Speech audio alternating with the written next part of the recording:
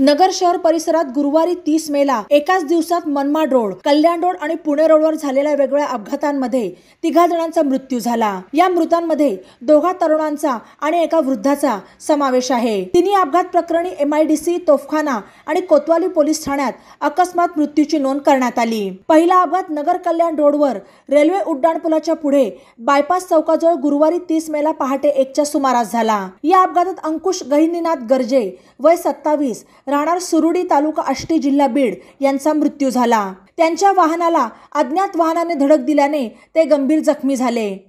त्यांना त्यांचे नातेवाईक विठ्ठल उत्तम सांगळे यांनी उपचारासाठी जिल्हा शासकीय रुग्णालयात दाखल केले। मात्र तेथील medical officer doctor RK Kulkarni यांनी त्यांना उपचारापूर्वीच मयत घोषित केले। याबाबत आलेल्या दवाखाना नोंदीवरून तोफखाना पोलीस ठाण्यात अकस्मात मृत्यूची नोंद करण्यात आली। दुसरा अपघात नगर मनमाड रोडवर विळत घाटात रात्री 9च्या सुमारास झाला।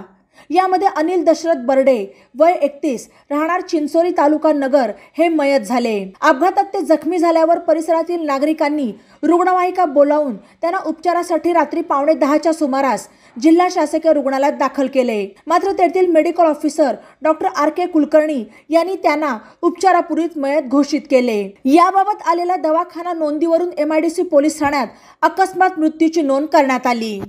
बातम्यांसाठी नवा मराठा YouTube चॅनलला सबस्क्राईब करा आणि बेल आयकॉनवर प्रेस करा।